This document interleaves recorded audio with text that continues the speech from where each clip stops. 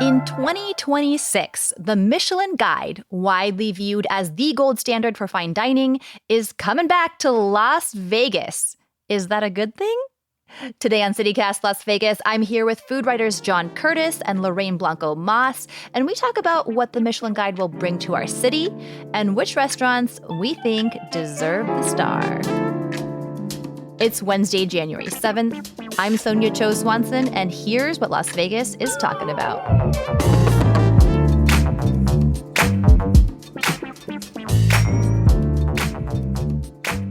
Okay, John, Lorraine, y'all heard the news about the Michelin Guide. Oh, we did. You heard the news. Were you excited when you heard the news? I was crazy excited. As someone, obviously, that dines out disproportionately more than the normal person. You eat a lot, Lorraine. I see your Instagram. Less than normal because of the toddler situation. Sure. But still more than the average person by far. And someone who's, worked in the culinary industry for more than a decade and a former fine dining chef. It's just exciting. For chefs, we're very hot and cold about it. You'll find the chefs, a few that are going to be like, I never won a Michelin star. Kind of like the chef in Spanglish that Adam Sandler plays. Damn it, I don't want a 5-star review. Because then they have this pressure to keep it going. Once you get it, you have to keep it. Then there's the other end of it, which is, I would say, the majority of us. And it's that dream that you kind of always hold, even if you don't say it out loud. Many will say it out loud. It's like a Grammy for a musician, right? Or it's it's like an Oscar, Yeah. Just as worthless. Okay. John Curtas coming in hot. I'm going to come in hot on this one. All right. So, John, when you heard the news, you were like, meh. Less than meh. Okay. The curmudgeon comes in. The old guy curmudgeon has entered the chat. Okay. This slavish adulation that chefs have for Michelin is so misplaced. I'm sorry. It just is. And like the Grammys and Oscars, I think the true value of it is way overblown as compared to what it actually represents. Okay. And I understand chefs love it because, who doesn't love adulation and affirmation and free publicity? But in the end, that's what it's all about. And everybody, I want to get a Michelin star. They are forming this opinion based upon decades of hype for Michelin, which no longer applies to the modern guys. The decades of rigor and intellectual honesty that it maintained throughout the 20th century for really, really precise rating of restaurants, mostly in France and Europe, but according to very rigorous standards. They've abandoned that. They totally abandoned that over a decade ago. And now they're just handing out things willy-nilly and getting chefs excited for something that is just a bunch of cheap publicity. Okay, let's dig into that, because what you're saying essentially is that Michelin used to mean something, but their standards have gone out the window. Yeah, they don't have any anymore. They're just a lousy guide. But because all these restaurateurs love free publicity and everyone loves that free affirmation, just like the Oscars and the Grammys, they don't really mean anything to anyone who knows what's really behind them. They only mean a lot to people who enjoy the publicity they're getting from them. Okay, Lorraine, resonating, do you think Michelin has lowered its standards? Is this fair? I don't think it's lowered its standards. I think that some people might say that it's different than before because now it's recognizing places like food trucks and street food and a more diverse selection of places across the world and across the country.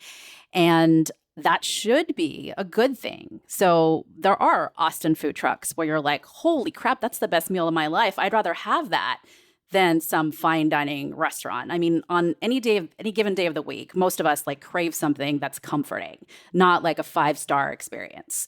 So I have no problem. I mean, maybe there needs to be more, distinction. They do have the Bib Gourmand and the stars and the recommendations.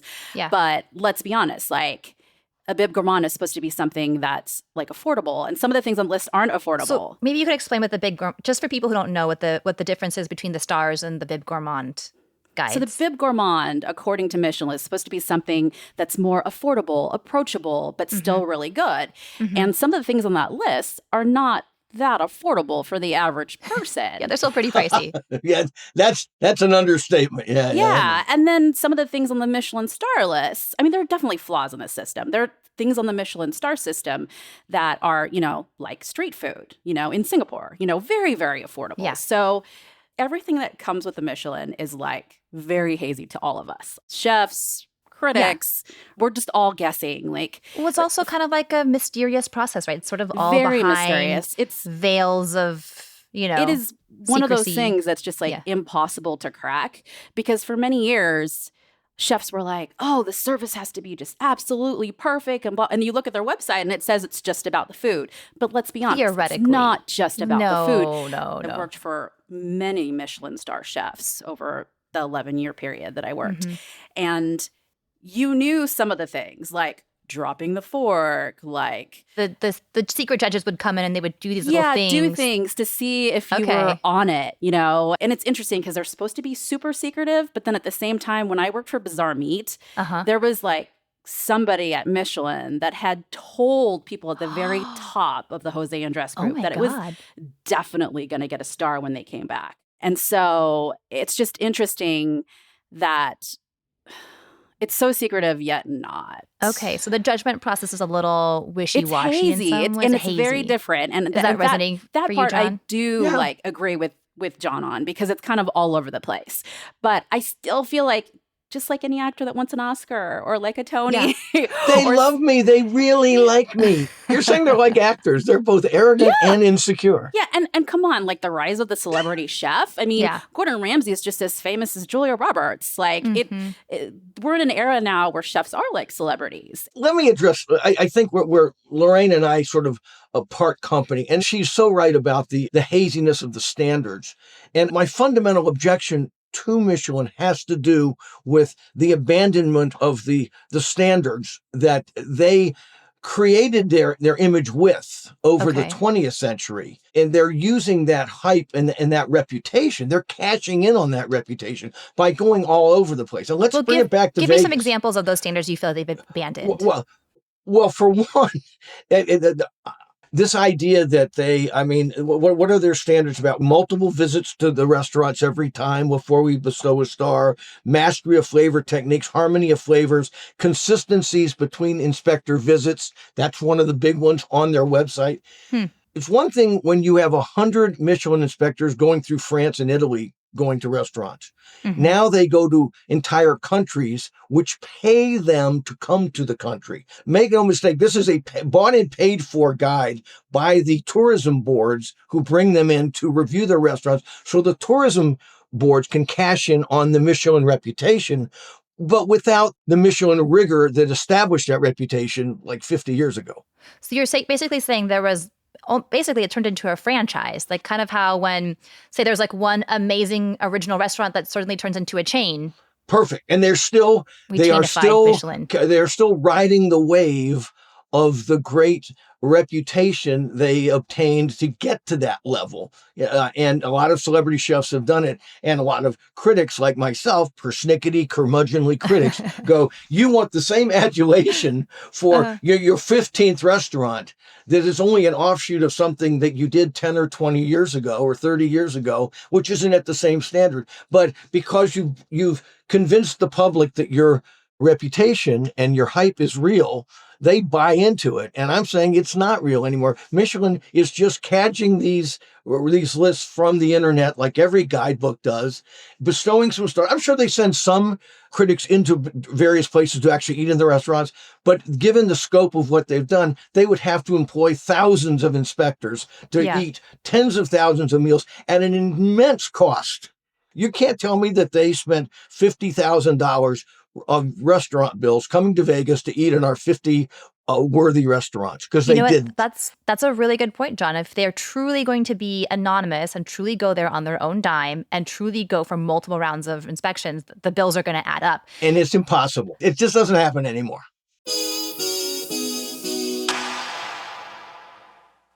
Meet Nevada HealthLink, Nevada's official health insurance marketplace. Your link to new plans, more selection, free assistance, and name brand health insurance all bundled together.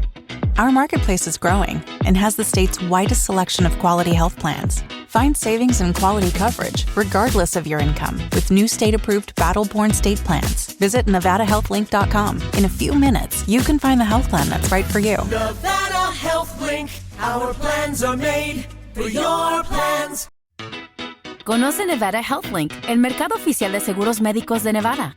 Tu lugar para encontrar opciones, ayuda en español y seguros de salud a tu alcance. Estamos creciendo y tenemos la mayor variedad de planes en el estado. Encuentra planes a tu alcance sin importar tus ingresos con los nuevos Battle-Born State Plans aprobados por el estado. Visita NevadaHealthLink.com y en solo minutos encontrarás el seguro de salud que necesitas y mereces. Nevada Health Link. Our plans are made for your plans. I guess what I'm hearing is that we're basically relying on the internet echo chamber, which is kind of the unfortunate way of, hype media these days. But I want to push back because I think there's a value to having some kind of grading system, like an outsider coming in to grade the industry itself. And doesn't it also give something really special and important to young chefs coming up to add to their resumes to say that, like, I've had the experience to work under this Michelin-starred chef or this Michelin-starred restaurant? Isn't that important? Yeah, well, it has value. There's a Japanese term, I think it's shokunin. I don't get the name right. It's the idea that you work at something to perfect it within yourself. And if you're sitting around going, I want to make sure that I get a Michelin star. I'm working Michelin. See, that makes me good. If that's what you're doing, you are deceiving yourself and is worshiping a false god. So it has value. Restaurants love it, chefs love it, but I say what it does is really detract from the true métier of being a chef and a cook, which is, if you're in the business, you should be doing it for the self-fulfillment, not to get some objective party throwing accolades or a star at you. And that is true. I would say first and foremost, above anything else, it's the flavor and the quality of the food. Number one for me. Number two, it's about the technique, the restaurant, the service, that kind of stuff. And I want to be comfortable. So even if I'm in a fine dining setting, I want to be comfortable as a diner. Of course, those things are inherent to wanting to be a chef and be a good cook and be a good restaurant. That's number one. But let's be honest, unless we change the ways of the world, and especially here in America, like, we all want recognition. And the diners all want a guide. And honestly, I mean, even as a food writer here and like going to restaurants and reviewing them, like, there's not enough of that in Las Vegas. And that's one of the big yays I have with this is, like, we need more people out there making a sound argument and have experience in the hospitality industry in some kind of way, giving people a guide on where they should go. I'm not saying Michelin's the only thing, but Michelin is the gold standard for any chef that's gone to these big culinary schools and taken the time to get their degree, to go through the process, to get browbeaten for years as prep cooks, dishwashers. Basically get hazed peeling potatoes. I mean, there were kitchens that I worked at where the chef that was the name of the restaurant, like, said they couldn't look them in the eyes. These are not just like gossip rumors. They are real things that happen in these kitchens. We have worked so hard. Yeah, you had to grind. To get to where we are, that there deserves to be some sort of recognition that's a high standard of recognition. Okay. Well, that's where we our company. But let me ask you a question. When Michelin was here before, they had 17 restaurants that got Michelin. It's like 16 years ago now. Yeah, 16 years ago. I want to say like 2009. Yeah. And by the way, I started writing my guidebook for 10 years right after they left town. So, I know something about Fill the rigor. in the void with the Curtas stars. I know something about the work you have to put in to cover a city of Las Vegas' size with the restaurant scene. But what are you going to say, Lorraine, and even Sonja, when it comes up, we're not going to get 17-starred restaurants anymore. I'll be surprised if we get 4 or 5. Ooh. Okay, because all of these restaurants that were a big deal, like 9 of them have closed altogether. We have some worthy local restaurants that weren't around when this happened before, but most of them are gone, and very little French food left in town. And I think the culinary community here might be in for a disappointment if they apply the same rigorous standards that they claim they do to our culinary scene now, which is much, much different than it was in 2009. You know what? Actually, this is an interesting point, too, because Michelin's coming back not specifically to the city of Las Vegas, but to the Southwest region. Thank you. Which I find curious on a few levels because one is, as you mentioned, John, in the U.S. or actually around the world, a lot of tourism entities pay to have Michelin Guide come out. So I am curious, like, what Southwest regional tourism, or is it a consortium of tourism entities? Well, I know for a fact that the LVCVA said no to Michelin over 10 years because Michelin wanted at the time $600,000 or $700,000 to come here. And Okay. LVCVA and the hotel said, we're just not going to pay. And this was after 2009. And what they did, I guess their business model, selling franchises basically for their guidebooks, is to get a consortium ready. And I'm dying to see what fabulous French restaurants are going to come out of Tucumcari, New Mexico. I don't know But about you. it's not only French dining that gets the stars or gets the recognition. I think it'll be fascinating to see how this plays out regionally. And by the way, Tucson is a hotbed of culinary activity. There's a lot of interesting food coming out of Tucson right now. So just saying, Tucson could steal stars from Las Vegas. Putting it out there. That's my prediction. There's a certain amount that you can get. Let's bet Let's on find this. out. Okay.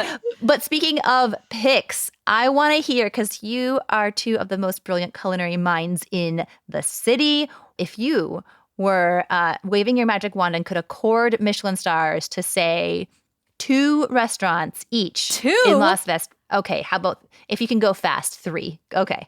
What would be your first pick, Lorraine? I have slam dunks in here. Like, Okay. I cannot imagine these 2 or 3 restaurants not getting in. I've got Endo, Robuchon, Joël Robuchon, and Bizarre Meat. And to me, I would be pissed and I would be like, what the hell is this if these restaurants don't get in? Okay. I agree. Those are your 3 Robuchon too? will get 2 stars. Guy Savoy will get 1 star. Endo should get 1 star. And Bizarre Meat is worthy of a star. Absolutely. I mean, I think it's one of the best steakhouses in America. All right. Why Endo, Lorraine? What's Michelin-y about Endo? Well, the chef, obviously, and just like the preparation. It also talks, the Michelin Guide on the website talks about being a reflection of the chef and, you know, their culture, their upbringing, the story they're trying to tell. It's perfect. I mean, in all honesty, it's perfect. And honestly, like you were talking about, it shouldn't just be French restaurants. I get that's where it started, and that was like the whole point of this. But, you know, we need to recognize Asian restaurants. We need to recognize Spanish restaurants. Yeah. And, you know, hopefully one day African restaurants. I mean, in all honesty, there's beautiful parts of every culture and cuisine. And Endo is just one of those places. It's like the dream if you like sushi and you like It's seafood not cheap, though. and freshness. It's not cheap. And most of these aren't. Like Robuchon, you're going to spend like $1,000, you know? Yeah. Well, I'll throw one out there. I think my Garner star is Partage. Oh, off the strip. Yeah, and that's on my short 5 list, top 5 Yeah, list. that's Wow. Partage is local, run by local chefs, very passionate place, does tasting menus, very, very French, but Yes. good. So I think it's kind of a sleeper that I'm looking for, maybe inching. I don't think we'll get any 3 stars, but I do think Robuchon will garner 2. Wow. And maybe a few places will get 1. Yes. Lorraine, do you have an off strip pick? I mean, that would be Partage. So, yeah, Okay. the other 2 that I had on my top 5 are Partage and Stubborn Seed. So I Okay. think Stubborn Seed will retain. So they have theirs in Florida. And I think he's doing super creative stuff. He's interesting. He's young. Yeah, it's a very Jeremy Ford's place. It is a Yeah. fabulous place. Yeah. I couldn't agree more. And Partage is in Chinatown, which I freaking love. Like, I Yeah. really hope that, like, Chinatown gets some recognition, even in the Bib I hope so, Gourmand category. too. Because it's, you know, it's a misnomer, Chinatown. It's pretty much Asia Town. Like, Yeah. and even now, it's like international town. Yeah. Because Yeah, you've got the it's Spanish and you've got Partage and things. But Yeah. I mean, Partage, to just speak on that a little bit, Chef Yuri, he's trying so many inventive things. I love that he does mashups with other cultures and other chefs. I love that he's taken that space and paid homage to it by doing some like Asian inspired stuff with the French technique. I think it's definitely one of those things like you turn around and you go back to Chinatown and you can find thousands of restaurants. I mean, it's insane how many restaurants are so good there. One other sleeper that I call it off the strip, even though it's on Las Vegas Boulevard South, that might garner a star is Tamba. Tamba's our Indian place. And I think they definitely at least a Bib Gourmand. oh, absolutely. I think it's gotten a lot of buzz. Again, locally owned, local chef in the restaurant. And it checks a lot of the boxes of the passionate, locally created place that Michelin claims to be very high up on their list of of standards and requirements. So Entamba is excellent. A friend of mine pointed out to me the other day, he said, the better restaurants in Las Vegas, not many of them are unique to Las Vegas. Not Robuchon is not Guy Savoy, not Bazaar Meat. I mean, not Cut by Wolfgang Puck. We have tremendous food here, but a lot of it, I'd say 80% of it at that very high end are offshoots of other restaurants in other towns. And I think that's going to hurt our chances with a lot of star bestowments from the guide, because back in 2009, we had just a plethora of great restaurants run locally that weren't duplicates of something somewhere else. But now we don't have that. So in my world, I would love at least a Bib Gourmand for the local choices that John's talking about. The ones off the strip that are unique to Vegas. I mean, I've got 00 Pie and Pub on that list. I have Signora Pizza Truck, Milpa, Sparrow and Wolf, Bar Bohem. Milpa, yes. Aroma Milpa. Latin American Cocina, Sen of Japan. Like, these are very special restaurants. They are not maybe necessarily star restaurants yet, but they are definitely Bib Gourmand restaurants. They're definitely turn around and go back and go check out these areas that are local chefs, local business people that own it, giving money back to the community, but also just interesting. And they're telling that story that Michelin says that they care about. They're all telling the story of the chef. They're telling the story of the cultures of the people that are running it. And they're all great hospitality restaurants too. I'm kind of wondering though, maybe this is for the better or the worse, how Michelin could change the dining scene in Las Vegas. I see it sort of injecting some excitement, but I also wonder if it could change the way that these chefs think about their menus, and sort of like how Instagram changed how restaurants designed their restaurants with lighting and plating. Could the injection of Michelin into our dining scene change it for the better or the worse? I mean, back in the day it did. Well, it could in the way Lorraine is saying, because if the broader the scope, if it emerges out into Chinatown and brings in these Pan Asian restaurants and these mashup restaurants, if it recognizes this could be the good. Even as critical as I am of it, this could be the sort of, if those kind of people are getting international recognition now, it's going to inspire more chefs to try to do things that way, and less to take the easy way out by just becoming a cook in a giant. No offense intended, another Gordon Ramsay restaurant, or something. The Vanderpump Rules, whatever else. We're in danger of falling into that void of bad taste. Okay, Sonja, I think that's the most important part of this, is that chefs like that, chefs that have branched off the Jose Andres restaurants and the Gordon Ramsay restaurants, and the bigger restaurants that are coming from other places, and open their own places like a Steve Kessler, like an Oscar Amador, if it does inspire more of those cooks to do it. Because let me tell you, a lot of us have done it. It's so freaking hard. And if that can help, if that can help bring in the international dining, if that can help, spur some more energy toward these restaurants that are locally owned and locally operated, that's the most ideal thing out of all of this. Now, obviously, that's an idealistic point of view. I mean, who knows? Maybe it's going to be a poop show, like John Curtas says. They're only going to recognize places on the strip, and it's just going to be terrible for all of us. I don't think it's going to be that extreme. I really don't think that. I think it could be a big meh.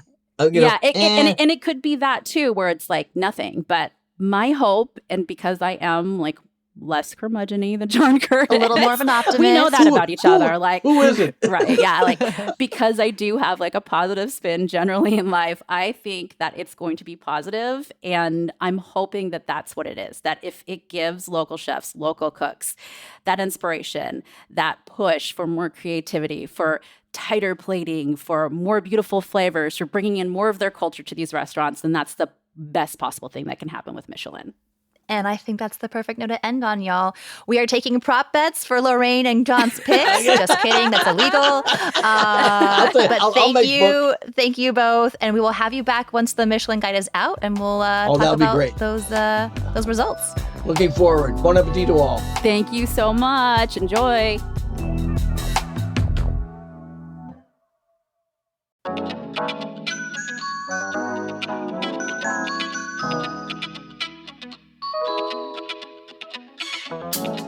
And that's all for today here on CityCast Las Vegas. If you enjoyed the show, why not tell a friend? Rate the show, leave us a review, and subscribe to our morning newsletter. Don't forget you can support this show and get great perks by becoming a CityCast Las Vegas neighbor at membership.citycast.fm. We will be back tomorrow morning with more news from around the city. Take care, y'all.